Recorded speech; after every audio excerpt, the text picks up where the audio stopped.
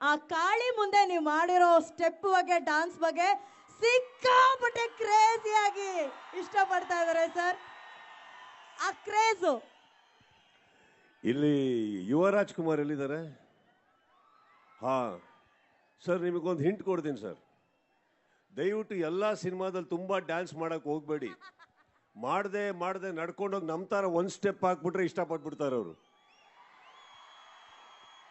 ಅಷ್ಟೇ ನಾನು ಅವ್ರಿಗೀಗ ಬಸ್ಸಲ್ಲಿ ಹೇಳ್ತಾ ಇದ್ದೆ, ಭೂಮಿಯಲ್ಲಿ ಒಂದು ಸೈನ್ಸಲ್ಲಿ ಗ್ರಾವಿಟಿ ಅಂತ ಇದೆ, ಇವ್ರ ಕುಟುಂಬದವ್ರಿಗೆ ಯಾರಿಗೂ ಇಲ್ವಾ ಅಂತ. ಏನು ಡ್ಯಾನ್ಸ್ ಮಾಡ್ತಾರೆ. ಇವತ್ತಿಗೂ ಶಿವಣ್ಣ ಡ್ಯಾನ್ಸ್ ಮಾಡೋದೆಲ್ಲ ನೋಡಿದಿರಲ್ವಾ? ನಮ್ಮ ಚಿತ್ರರಂಗದಲ್ಲಿ ಹಿರಿಯರಾದಂಥ ಶಿವಣ್ಣ ಅವರು ಅದ್ಭುತವಾದಂಥ ಅವಾಗ ಈ ಥರ ಡ್ಯಾನ್ಸ್ ಮಾಡ್ತೀವಿ, ಅದಕ್ಕೋಸ್ಕರ ಹಿಂದೆ ಕಾಳಿ ಮಾತೆ ಆಶೀರ್ವಾದ ಮಾಡಕ್ಕೆ ನಿಂತಿರ್ತಾರೆ, ಭಾಳ ಚೆನ್ನಾಗಿ ಹಾಕಿದ್ಯಾ, ಹಾಗೇ ಹೋಗ್ಬಿಡು ಅಂತ. ಸಾಕು, ಒಂದು ಸ್ಟೆಪ್ಪು 10 ವರ್ಷಕ್ಕೆ ಒಂದ್ಸತಿ ಸಾಕಮ್ಮ. ಆ ಒಂದ್ ಸ್ಟೆಪ್ ಕ್ರೇಜೇ ನಾವು ನೋಡ್ತಾ ಇದೀವಿ ಸರ್. ಮಾಡಿದ್ ಒಂದೇ ಸ್ಟೆಪ್, ಅದ್ರ ಕ್ರೇಜ್ ಮಾತ್ರ ನೋಡಿ.